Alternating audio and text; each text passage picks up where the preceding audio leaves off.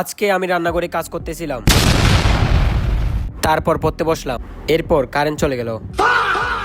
Finally অনেকক্ষণ বিড়ির আগুনে পড়ার পর দেখি বন্ধুর মেসেজ। আবার মনে পড়লো আমি তো বৈশাখী মেলায় যাব।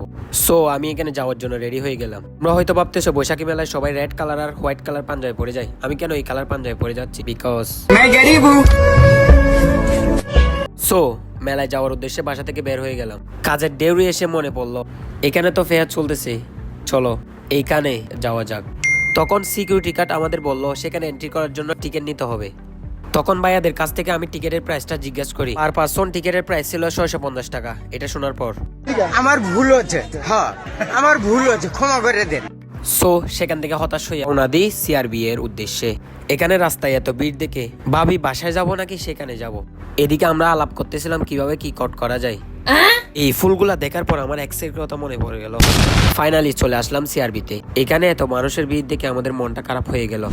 উফস, গরমের ভিতর একটা আইসক্রিম খেয়ে দেখি কি রে। সো সেখান থেকে হতাশ হয়ে খেলা করতে গিয়ে দেখি আধা ঘন্টা লেট। অনেকক্ষণ বন্ধুদের হাতে পায়ে ধরার পর মাঠে নামতে পারলাম। খেলতে গিয়েও কোনো লাভ হলো না। বল মারবো তো দূরের কথা, আমার পায়ে একটা বলও আসে না এখনো। ফাইনালি আমি যখন বল কিক মারতে যাই, আবার কিক মারতে গিয়ে ফাইনালি এখনো যখন বল মারতেছিলাম, সো এখান থেকেও হতাশ হয়ে আমি বের হয়ে গেলাম। তারপর আমি এই ক্যাফেতে যাই। এখানে ভিতরের লুকটা দেখে আমার মনটা ফ্রেশ হয়ে গেল। এটার নাম আমি জানি না, আমি এইটার এই কফিটা অর্ডার দিয়েছিলাম। কফি খাওয়ার পর ইচ্ছা করলো আমি জুস খাবো। সো এখান থেকে আমি একটা জুস অর্ডার করি। দেখো এখানে কি পরিমাণে আইস দিছে। তখন জুস খেতে খেতে আমার গলা ব্যথা করলো। কফি আর জুস একসাথে খেয়ে আমার পেটের অবস্থা। সো গাইস এখন রাত বাজে 10টা 65। তোমাদের সাথে দেখা হবে নেক্সট ভিডিওতে। আল্লাহ হাফেজ।